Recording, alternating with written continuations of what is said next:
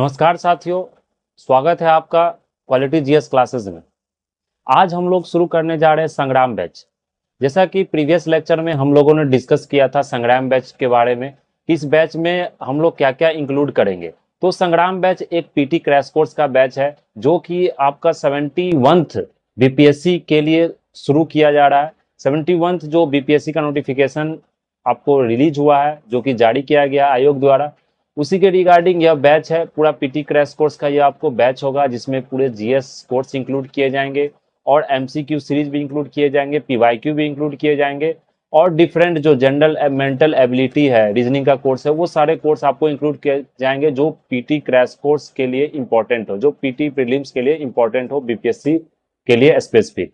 तो सबसे पहले बात करेंगे इस बैच में। तो आज हमारा फर्स्ट लेक्चर होगा, जो हमारा फर्स्ट लेक्चर है वो लेक्चर होगा करंट अफेयर्स का। तो ये संग्राम बैच के अंदर ही करंट अफेयर्स का भी सीरीज हम लोग शुरू करने जा रहे हैं, क्योंकि करंट अफेयर्स हम लोग शुरू में इसलिए आपको रोज 1 से 2 वीडियो आपको करंट अफेयर्स को देखने को मिलेगा, क्योंकि करंट अफेयर्स जानते हैं कि 1 साल से 1.5 साल का आपका पूरा जो अंतराल होता है, उसके अंतराल में अब करंट अफेयर्स पूरा पूछा जाता है। तो यह जो हम लोग करंट अफेयर्स आज शुरू करने जा रहे हैं वो मई 2024 से आपको अभी अप्रैल 2024 तक का यह पूरा करंट अफेयर्स है, जिसमें आपको बहुत सारे लेक्चर दिए जाएंगे। तो यह लेक्चर का जो अवधि होगा, जो लेक्चर का जो समय होगा, वो कम ही होगा, जिसमें कि आप इसे बार बार रिवाइज कर सकते, क्योंकि करंट अफेयर्स एक रिवीजन का कोर्स होता है। क्योंकि करंट अफेयर्स आप आज आप इसे अगर अच्छे से डिस्कस भी कर लिया जाए तो फिर भी आपको यह याद नहीं रहेगा, इसे आपको बार बार स्टडी करना पड़ेगा, रिवाइज करना पड़ेगा। इसलिए करंट अफेयर्स का जो लेक्चर है वो सबसे पहले हम लोग इस क्रैश कोर्स में शुरू करने जा रहे हैं। तो चलिए आज हम लोग देखते हैं करंट अफेयर्स, जो कि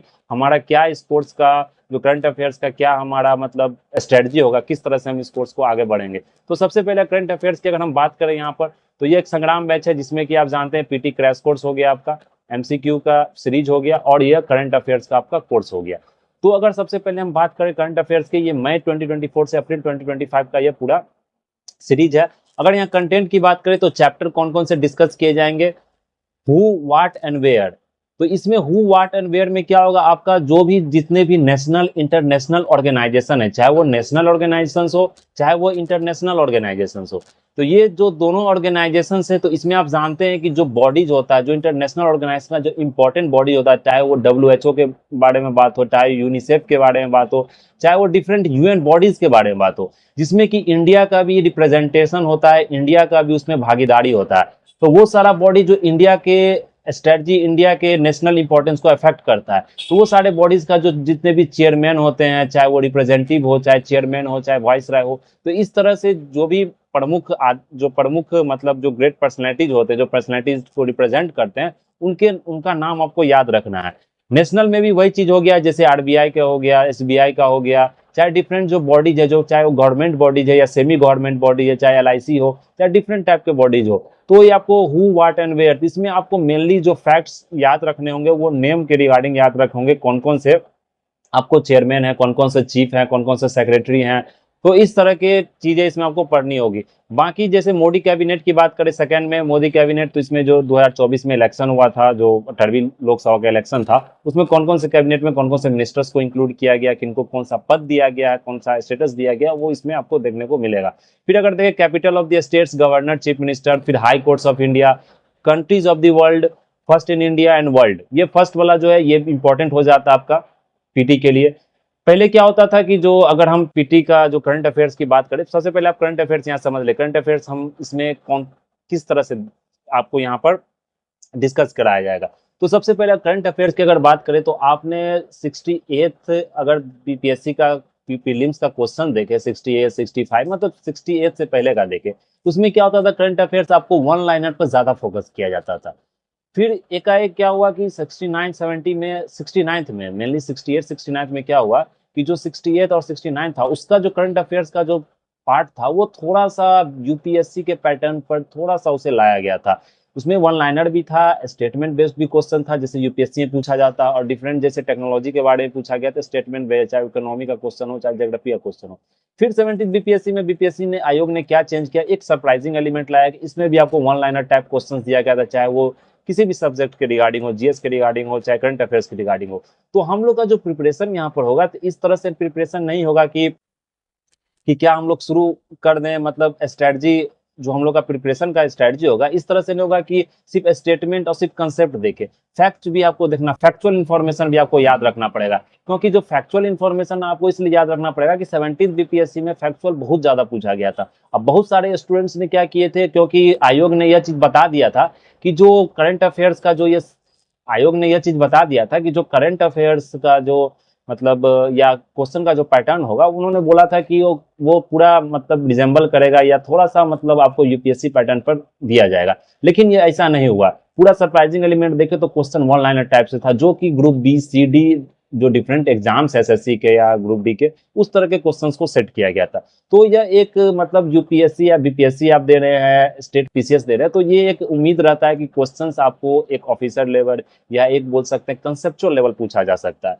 लेकिन फिर भी एग्जाम का पैटर्न है, कंपटीशन है, स्टूडेंट्स के का नंबर ज्यादा होता है, वैकेंसीज कम होती है, तो आयोग इस तरह की मतलब जो क्वेश्चंस का जो सेटअप होता है वो आयोग आपको करते रहती है। तो इसलिए आपको दोनों चीज को प्रिपरेशन का वन लाइनर भी करना पड़ेगा, बाकी कंसेप्चुअल भी करना पड़ेगा। तो फैक्चुअल कंसेप्चुअल दोनों चीज आपको कवर कराया जाएगा इस लेक्चर में। तो यहाँ पर अगर हम लोग अभी फैक्चुअल इन्फॉर्मेशन देखते हैं, फिर आगे जिस जिस जैसे अलग कोर्स डिजाइन करेंगे या इसी कोर्स में आपको जहां पे इंपॉर्टेंट इन्फॉर्मेशन होगा वो इन्फॉर्मेशन हम लोग कंसेप्चुअल भी देखेंगे। तो सबसे पहले अगर फैक्चुअल इन्फॉर्मेशन की बात करें यहाँ पर, और यह कोर्स में इस तरह से इसको डिजाइन किया गया है कि आप इसको पढ़ते हैं तो मतलब गारंटी तो नहीं ले सकता, पर मतलब श्योर रहिए, श्योर कर सकता हूँ कि आपका मतलब 30-35 क्वेश्चन जानते हैं कि करंट अफेयर्स में पूछा जाता है, 30-35 क्वेश्चन। तो कम से कम आपका 30 क्वेश्चन, 28 क्वेश्चन, 25 क्वेश्चन भी अगर सही हो जा रहा है तो आपका करंट अफेयर्स पर अच्छा कमांड है। क्योंकि अगर देखिए जब बजट का, तो बजट में आप सोचते होंगे कि ट्रेंड पूछा जाता है, लेकिन बजट में ट्रेंड नहीं पूछा था, वो कोई भी चीज पूछ सकते हैं। वो लिटरेसी रेट का भी पूछ देते, female literacy rate, female labour labour participation जो रेट होता है वो पूछ सकते हैं, कभी फिजिकल डेफिसिट पूछ, ये छोटा छोटा इन्फॉर्मेशन, इसमें 0.55 का भी अगर आप मतलब याद नहीं रख पाते हैं तो आपका ऑप्शन गलत हुआ है। जैसे आप 70 का देख लीजिए, तो मेरा उस समय प्रिपरेशन भी बढ़िया था, मैंने बजट का भी अच्छे से फोकस किया था, और रटना पड़ेगा आपको, इसमें कोई चारा नहीं। आप निमोनिक्स बना के रखिए, किसी तरह का पैटर्न रिकॉग्नाइज करके रखिए, या मतलब कोई भी तरह का मतलब इसको रटना पड़ेगा आपको, जो फैक्चुअल होता है उसे रटना पड़ेगा चाहे किसी तरह। इसलिए सिर्फ बार बार रिवीजन किया था, करंट अफेयर्स आपको रिवीजन करना ही पड़ेगा। जीएस का सब्जेक्ट क्या होता है उसे आप मतलब कि थोड़ा पढ़ें फिर बाद में रिवीजन कर अलग बात है, लेकिन करंट अफेयर्स आपको रोज थोड़ा ना थोड़ा रिवीजन करना पड़ेगा। कम से कम 10-10 20-20 करंट अफेयर अगर रोज याद करते हैं तो आपका एक अच्छा प्रिपरेशन हो जाता है। तो ये हमारा पूरा इसका टॉपिक होगा। जैसे कि जैसे आप हम टॉपिक की बात कर ले तो मेजर जो मेमोरेंडम अंडरस्टैंडिंग साइन होता है किसी भी कंट्री के बीच में या मिनिस्ट्री के बीच में, फिर मेजर मोबाइल ऐप्स हो गया, ब्रांड एम्बेसडर हो गया, भारत रत्न जिनको मिला है 2024 में, क्योंकि 2024 का भी करंट अफेयर्स हम लोग शुरू करने जा रहे हैं। फिर अगर ज्वाइंट मिलिट्री एक्सरसाइज देखें, Lok Sabha election, international organisation, conference हो गया, national conference, major operations, major reports, index reports हो गया, इकोनॉमिक सर्वे हो गया, तो ये सारी इंफॉर्मेशन आपको यहाँ पर प्रोवाइड कराई जाएगी। यूनियन बजट हो गया, सेंट्रल गवर्नमेंट का स्कीम्स हो गया, स्टेट गवर्नमेंट का स्कीम्स हो गया, economic scenario, science technology, defence. Science technology में बहुत सारे क्वेश्चंस आपको आते हैं, डिफेंस से रिलेटेड, स्पेस टेक्नोलॉजी से, एनवायरमेंट इकोलॉजी से, नेशनल स्पोर्ट्स अवार्ड से। इस बार यूपीएससी में भी देखे तो 2 से 3 क्वेश्चन आपको नेशनल अवार्ड से पूछा गया। तो ऐसा नहीं कि नेशनल अवार्ड सिर्फ बीपीएससी में पूछा था, डिफरेंट पीसीएस एग्जाम में। तो ये कोर्स में अगर आप करंट अफेयर्स को आप करते हैं तो डिफरेंट एग्जाम, डिफरेंट जो कॉम्पिटिटिव एग्जाम्स होता है आपका, डिफरेंट जो कॉम्पिटिटिव गवर्नमेंट एग्जाम्स होता है, वो सारे एग्जाम्स इसमें आप तैयारी कर, चाहे वो वनडे एग्जाम हो, चाहे वो पीसीएस एग्जाम हो, किसी भी स्टेट पीसीएस का एग्जाम हो, क्योंकि ये कवर हो रहा है आपका पूरा इंडिया वर्ल्ड का करंट अफेयर्स। फिर नेशनल इंटरनेशनल अवार्ड्स हो गया, स्पोर्ट्स जो पैनोरामा हो गया, बुक्स एंड ऑथर्स हो गया, इंपॉर्टेंट डेज हो गया। तो ये सारी इंफॉर्मेशन आपको यहाँ पर प्रोवाइड कराई जाएगी। तो इंपॉर्टेंट जैसे डे थीम्स हो गया, कॉन्फ्रेंस हो गया, लेटेस्ट एब्रीविएशन हो, करंट अफेयर्स वन लाइनर हो गया, फिर बाद में आपको एमसीक्यू टाइप का क्वेश्चंस भी इसमें कराया जाएगा, मेनली प्रीवियस ईयर से रिलेटेड। अब बाकी जो टेस्ट सीरीज होगा वो आपको आगे बता दिया जाएगा। फिर अगर हु व्हाट एंड वेयर की बात करें, सबसे पहला जो इसमें टॉपिक है हु व्हाट एंड वेयर, जैसे हम लोगों ने देखा कि कौन से इंटरनेशनल ऑर्गेनाइजेशन, कौन से चेयरमैन है, कौन कौन चेयरमैन है, कौन मेन जो आपका हेड कर रहे हैं किसी भी ऑर्गेनाइजेशन को, उनका नाम को याद रखना रहता है। लेकिन इसमें आपको सारा इंफॉर्मेशन इंपॉर्टेंट नहीं होता। बहुत स्टूडेंट यहाँ यही गलती कर देते हैं, जो विद्यार्थी लोग यही गलती कर देते हैं कि वो सारे इंफॉर्मेशन को यहाँ पर रटने लगते हैं, वो सारे इंफॉर्मेशन को याद करने लगते हैं, लेकिन वो आपको सारी इंफॉर्मेशन यहाँ पर याद नहीं करनी है। वही इंफॉर्मेशन याद करना जो कि इंडिया से ज्यादा इंपॉर्टेंस है, जो यूएन बॉडी का ज्यादा इंडिया से मतलब रिप्रेजेंटेशन है वहां पर, या मतलब एक नेशनल जो इंपॉर्टेंस होता है, जो हमारा राष्ट्रीय एक मतलब इंपॉर्टेंस होता है, उसके अकॉर्डिंग ही आपको वहां पर याद करना पड़ेगा। तो सबसे पहले कॉन्स्टिट्यूशनल हेड की बात करें तो कॉन्स्टिट्यूशनल हेड है तो वो सभी लोग जानते हैं, प्रेसिडेंट श्रीमती द्रौपदी मुर्मू। लेकिन ये जो चीज है 15th, ये लोग भूल जाते हैं, क्योंकि ऐसा भी देखा गया है क्वेश्चंस में कि वो 15 भी पूछ देते हैं कंफ्यूज करने के लिए, 16 भी डाल देते हैं, कहीं 14 भी डाल देते हैं। तो ये चीज आपको यहाँ पर याद रखना है, ये 15 ज्यादा इंपॉर्टेंट है। ये 15 मतलब 15वीं प्राइम प्रेसिडेंट आपको श्रीमती द्रौपदी मुर्मू। फिर अगर वाइस प्रेसिडेंट की बात करें यहाँ पर तो जगदीप धांकड़, ये 14th वाइस प्रेसिडेंट है। फिर प्राइम मिनिस्टर की बात करें श्री नरेंद्र मोदी, ये 15th प्राइम मिनिस्टर। तो ये 15 प्रेसिडेंट 15th हो गए, प्राइम वाइस प्रेसिडेंट 14th हो गए। तो ये हम इसमें ये भी बात करेंगे कि आपका करंट अफेयर्स में क्या सेक्शन ज्यादा इंपॉर्टेंट हो जाता है, क्योंकि नाम तो सबको पता होता है जो ऑनरेबल हमारे द्रौपदी मुर्मू जी जो कि प्रेसिडेंट है, लेकिन आपको मतलब ये जो टेबल है, ये जो मतलब कौन से नंबर पर, ये नंबर आपको याद नहीं होता है। फिर अगर जुडिशियल हेड की बात करें, जो कि मतलब जजेस जो हेड है, तो सुप्रीम कोर्ट के जो चीफ जस्टिस अभी कौन है, संजीव खन्ना, 51st जो जज हैं संजीव खन्ना। तो ये आपको यहाँ पर याद रखना, संजीव खन्ना 51 मतलब 51 मतलब 51st आपको ये चीफ जस्टिस है। फिर चीफ जस्टिस क्या होता है, मतलब क्या इनका प्रोसेस है, क्या मतलब क्या क्वालिफिकेशन होता है, वो सब सारी जानकारी आपको पॉलिटी में आप पढ़ेंगे। तो करंट अफेयर्स का ये है, तो इसलिए आपको यहाँ पर नाम याद रखना 51st है संजीव खन्ना, क्योंकि एक बार पूछा भी गया था chief justice of Patna high court, जिसमें करोल जी थे, मतलब जो कि पहले दिल्ली हाई कोर्ट के थे। तो फिर एक नया है अटॉर्नी जनरल ऑफ इंडिया, वो कौन है अभी, आर के वेंकट रमन, ये 16th है। तो 51st हो गया chief justice of India, attorney general R के वेंकट रमन 16th है। फिर सॉलिसिटर जनरल ऑफ इंडिया की बात करें तो ये तुषार मेहता है। ये बहुत दिन से आपको सॉलिसिटर जनरल, क्योंकि सॉलिसिटर जनरल का कोई अवधि नहीं होता है, मतलब गवर्नमेंट के वकील होते हैं, मतलब जो सेंट्रल गवर्नमेंट है वकील होते हैं तुषार मेहता। ये आप देखते होंगे जो बीपीएससी का भी केस हो चाहे यूपीएससी का केस हो, तो ये लड़ते हैं गवर्नमेंट की तरफ से तुषार मेहता। तो ये मतलब पेपर में भी आते रहता है, न्यूज़पेपर अगर हेडिंग पढ़े तो वहां भी ये चीज आते रहता है। फिर अगर पार्लियामेंट हेड की बात करें यहाँ पर, तो बहुत सारी इंफॉर्मेशन, बहुत सारे नाम आपको याद होगा, दुनिया का आप बहुत सारा नाम याद रख लेते हैं, मूवी का नाम याद कर लेते हैं, हीरोइन जो एक्टर्स उनका नाम याद कर लेते, तो ये नाम आपको एग्जाम के पर्पज से याद रखना ही पड़ेगा, इंटरेस्ट थोड़ा सा जगाना ही पड़ेगा। इस नाम को आप बार बार रिवाइज करें, कभी भी मतलब किसी भी निमोनिक्स की मदद से, किसी भी मतलब चीज की मदद से डिस्कस करके आप इससे चीज को याद रख सकते हैं। जैसे स्पीकर राज्यसभा की बात करें, जगदीप धनखड़ जो कि वाइस प्रेसिडेंट होते हैं, उन्हीं को ही मतलब एक्स राज्यसभा जो स्पीकर होते हैं उन्हीं को स्पीकर माना जाता है। फिर डिप्टी स्पीकर राज्यसभा की बात करते हैं हरिवंश नारायण सिंह, तो ये डिप्टी स्पीकर का आपको उतना ज्यादा इंपॉर्टेंस नहीं देना, मतलब उतना याद नहीं रखना। फिर सेक्रेटरी जनरल राज्यसभा देखिए Pramod Chandra Modi. Leader of opposition Rajya Sabha Mallikarjun खड़गे, जो कि अभी प्रेसिडेंट भी है आपको Congress. Leader of the ruling party Rajya Sabha JP Nadda. Speaker of the Lok Sabha 18th Lok Sabha, जो कि अभी लोकसभा 2024 में जो इलेक्शन हुआ वो 18th लोकसभा का फॉर्मेशन हुआ, तो ओम बिरला 18th लोकसभा के स्पीकर हैं। 18th स्पीकर है ये, स्पीकर 18th लोकसभा भी है और 18th ये ओम बिरला। तो ये आप दोनों चीज इस तरह से भी याद कर सकते हैं। Leader of opposition Lok Sabha Rahul Gandhi, ये लीडर ऑफ अपोजिशन राज्यसभा के मल्लिकार्जुन खड़गे, तो नाम से कंफ्यूज मत कीजिएगा। और फिर ये लोकसभा के हैं ये राहुल गांधी, क्योंकि जानते हैं कि लोकसभा का जो लीडर अपोजिशन बनना है तो आपको 10% 15% से ऊपर आपका मेजोरिटी होना चाहिए हाउस में। फिर सेक्रेटरी जनरल ऑफ लोकसभा देखे तो उत्पल कुमार सिंह। फिर अगर नेक्स्ट देखे इलेक्शन कमीशन, तो चीफ इलेक्शन कमीशन कौन है, अभी सब लोग जानते हैं ज्ञानेश कुमार, जिनका नियुक्ति अभी किया गया था, तो 26 आपको चीफ इलेक्शन कमिश्नर। फिर इलेक्शन कमिश्नर्स की बात करें तो विवेक जोशी है, सुखबीर संधू है। फिर डिप्टी इलेक्शन कमिश्नर्स की बात करें तो अजय भाडू, आर के गुप्ता, उमेश सिन्हा, चंद्रभूषण कुमार, सुदीप जैन। फिर कंट्रोलर एंड ऑडिटर जनरल की बात करें तो और ऑडिटर जनरल की संजय मूर्ति 15th, ये कंट्रोलर एंड कैग है,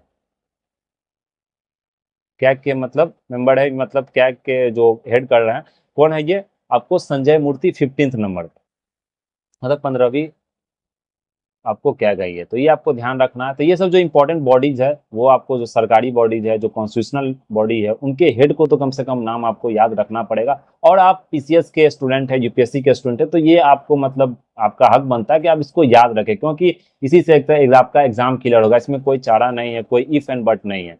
तो आपको ये चीज यहाँ पर याद रखनी पड़ेगी। फिर कंट्रोलर जनरल ऑफ अकाउंट्स की बात करें तो एस दुबे हैं, जो कि 28वां नंबर, मतलब 28वां है। फिर आर्म फोर्सेज हेड की बात करें, सुप्रीम कमांडर, जानते हैं कि जो सुप्रीम कमांडर किनको माना जाता है, तो वो हमारे ऑनरेबल प्रेसिडेंट श्रीमती द्रौपदी मुर्मू जी है। फिर चीफ ऑफ एयर स्टाफ की बात करें तो अमरप्रीत सिंह 28th है। चीफ ऑफ, इसमें ये इंपॉर्टेंस नहीं 28th। Chief of Naval staff Dinesh Kumar Tripathi. Chief of army staff Upendra Dwivedi. तो ये नवल स्टाफ जो नौसेना हो गई, ये आर्मी हो गई, ये एयर स्टाफ हो गया। फिर चीफ ऑफ डिफेंस, जो ये पोस्ट क्रिएट किया गया था सीडीएस, तो सीडीएस के कौन है चीफ, आपको lieutenant general Anil Chauhan second number पर, मतलब दूसरी बार बने, मतलब दूसरा, पहला कोई और थे तो ये अनिल चौहान है। फिर डीजी मिलिट्री ऑपरेशंस की बात करते ये मनोज कुमार कटियार है। तो ये हमारे आर्म फोर्स के हेड हैं। तो देख रहे हैं हेडिंग बाय हेडिंग आपको यहाँ पर दिया गया है, तो आप ऐसे भी करके याद कर सकते हैं कि एक दिन में आपको 5 से 10 नाम याद करने, क्योंकि नाम कमी है तो आपको नाम इस तरह से 5-5, 10-10 नाम रोज आपको यहाँ पर रिवाइज करना पड़ेगा, जो इंपॉर्टेंट ऑर्गेनाइजेशन के जो हेड है। फिर अगर सेक्रेटरी एडवाइजर्स की बात करें तो कैबिनेट सेक्रेटरी टीवी सोमनाथन, ये क्वेश्चन से पूछा गया था, इसमें बहुत सारे लोग कंफ्यूज भी कर गए थे। एडवाइजर प्राइम मिनिस्टर के कौन है? अमित खाड़े, तरुण कपूर, ये इंपॉर्टेंस नहीं है। प्रिंसिपल जो सेक्रेटरी हैं प्राइम मिनिस्टर के Shashikant Das. Defence finance secretary है गिरिधर कुमार, ये भी इंपॉर्टेंस नहीं है। फिर फॉरेन सेक्रेटरी है विक्रम मिश्री, ये आपको यहाँ पर ध्यान रखना, जो विक्रम मिश्री है ये आपको ये विक्रम मिश्री कौन है? ये 35th आपको कौन से फॉरेन सेक्रेटरी है, तो ये चीज आपको यहाँ पर ध्यान रखना। फिर होम सेक्रेटरी कौन है? गोविंद मोहन, होम सेक्रेटरी कौन है? गोविंद मोहन। फिर अगर बात करें होम सेक्रेटरी की तो गोविंद मोहन है। फिर फाइनेंस सेक्रेटरी की बात करें आपको अजय सेठ है। फिर डिफेंस सेक्रेटरी की बात करें राजेश कुमार सिंह है। फिर रिवेन्यू सेक्रेटरी की बात करें तो अजय सेठ है। फिर अगर नेक्स्ट पर हम जाएं तो ये सब आपको ध्यान रखना है, इसमें कैबिनेट सेक्रेटरी ध्यान रखना है और एक प्रिंसिपल सेक्रेटरी ध्यान रखना। बाकी आपको फॉरेन सेक्रेटरी याद रखना, होम सेक्रेटरी याद रखना, फाइनेंस सेक्रेटरी याद रखना, ये सब उतना इंपॉर्टेंस नहीं। फिर नेशनल सिक्योरिटी एडवाइजर सभी जानते हैं अजीत डोभाल जी है। फिर डेप्यूटी नेशनल सिक्योरिटी एडवाइजर जो है टीवी रविचंद्रन है।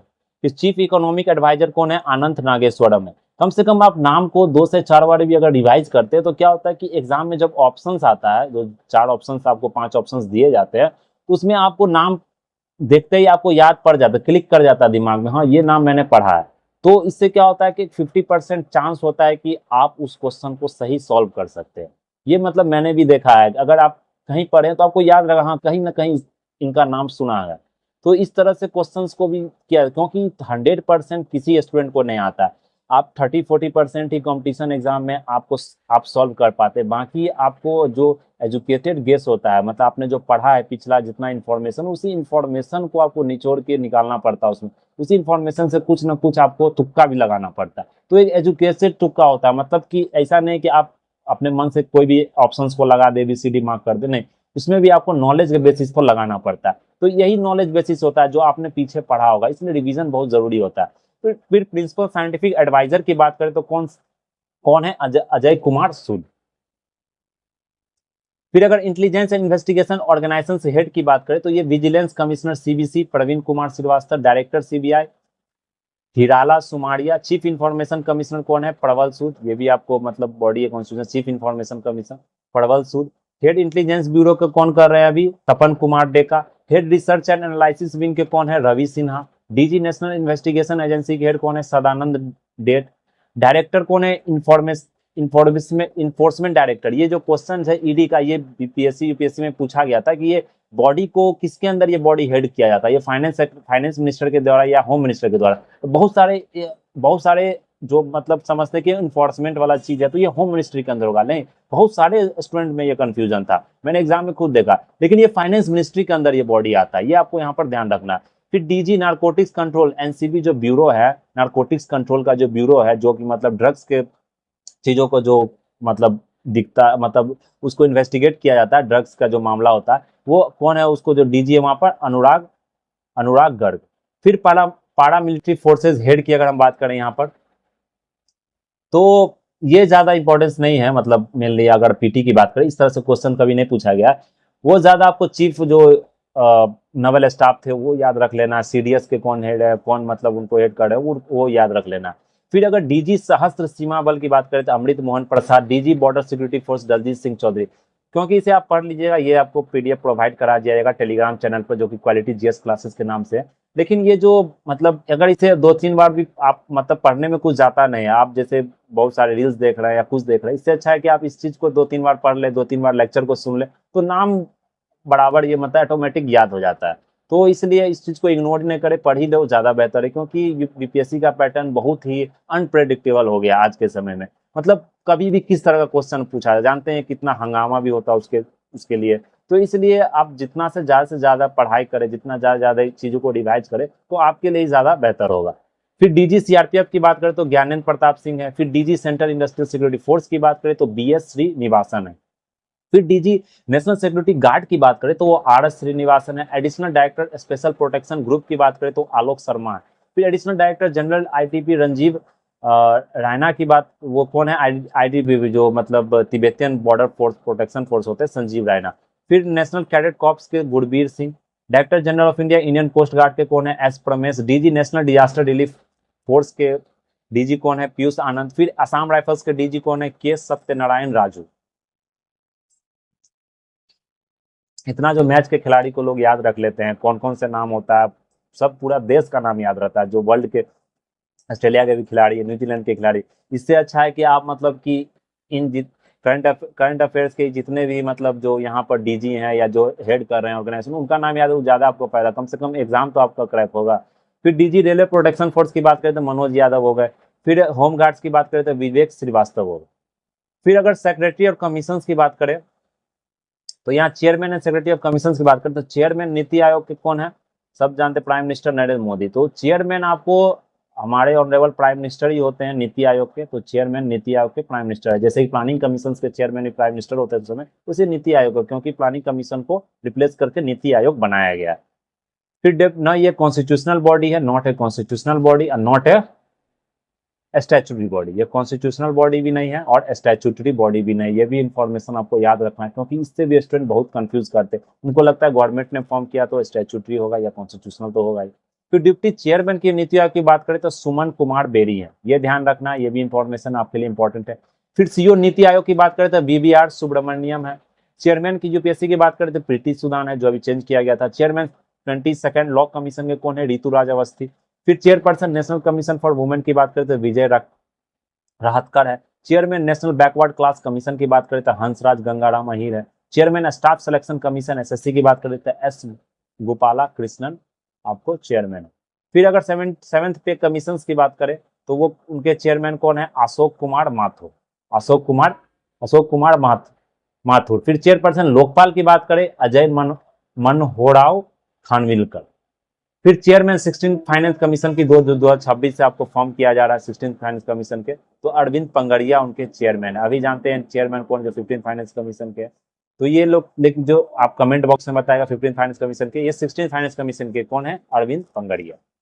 तो इतना इंफॉर्मेशन आपको याद रखना, बाकी बहुत सारा इंफॉर्मेशन है, अगर देखना चाहें तो ये टॉपिक हम लोग मतलब कुछ और देख लेते हैं इंफॉर्मेशन, क्योंकि वीडियो लेंदी हो जाता है तो स्टूडेंट्स देखना प्रेफर नहीं करते, वो देखना ही नहीं चाहते हैं लेक्चर को। इसलिए मैंने सोचा है कि कम से कम करंट अफेयर्स का, GS का तो लेक्चर आपको लॉन्ग करना ही पड़ेगा, क्योंकि अगर उसको लेंदी नहीं करते हैं, बड़ा लेक्चर नहीं बनाते हैं, तो फिर सिलेबस कंप्लीट नहीं होगा। क्योंकि जो मतलब PT क्रैश कोर्स का भी सिलेबस है, BPSC का सिलेबस हल्का तो होता नहीं कि आप 2 दिन 4 दिन में वन डे एग्जाम की तरह करेक्ट कर लो, तो इसलिए सिलेबस है तो पूरा आपको समय देना पड़ेगा। लेकिन करंट अफेयर इस तरह से डिजाइन कर रहा हूँ 20 मिनट 25 मिनट की, कम से कम स्टूडेंट्स को रिवीजन करने में इजी हो और ज़्यादा बोर नहीं लगे, क्योंकि इसमें किसी तरह का आपको कंसेप्चुअल इन्फॉर्मेशन तो है नहीं। फिर अगर यहाँ पर देखें चेयरमैन की बात करें, competition commission of India Ravneet Kaur. Chairman national commission for SC Antar Singh Arya. Chairman national commission for ST Kishor Nikaswana. Chairman national human right commission Manoj Jain. Chairman national commission for protection of child rights Priyanka Kanoongo. Chairman national commission for minorities Iqbal Singh Lalpura. तो ये सारी information आपको यहाँ पर याद रखनी है। आज हम लोग इतना ही इसमें रहने देते हैं, आगे का इंफॉर्मेशन हम लोग नेक्स्ट लेक्चर में आपको डील करेंगे, नेक्स्ट लेक्चर में हम लोग देखेंगे। तो ये इतना नाम आपको कम से कम यहाँ पर याद रखना है, बाकी बहुत सारे आपको यहाँ पर नेम है जो कि आपको याद रखने, बाकी जो प्लेसेस का नाम होगा वो तो इंपॉर्टेंट हो ही जाएगा, लेकिन अभी जो ऑर्गेनाइजेशंस के जो हेड हैं उनका नाम हम लोग यहाँ पर अभी देख रहे हैं। तो ये सारी जानकारी आज हम लोगों ने यहाँ पर देखा है। तो इस लेक्चर को, इस वीडियो को आप ज़्यादा से ज़्यादा देखें, रिवीजन बार बार करें, और बाकी यह जो आपको PDF है, यह PDF आपको प्रोवाइड करा दिया जाएगा क्वालिटी GS क्लासेस, जो कि हमारा एक टेलीग्राम चैनल है, उस चैनल पर आपको यह PDF प्रोवाइड करा दिया जाएगा। तो इस लेक्चर को आप बार बार रिवीजन करें, और बाकी मतलब क्योंकि यह पूरा लेक्चर सीरीज जो फ्री है, तो बाकी दोस्तों के साथ आप शेयर कर सकते हैं, उन्हें बता सकते हैं। अगर आपको लेक्चर अच्छा लगा तो आप मतलब लाइक शेयर कमेंट कर सकते हैं। तो आज के लिए बस इतना ही रहने देते हैं। थैंक यू, टेक केयर, जय हिंद।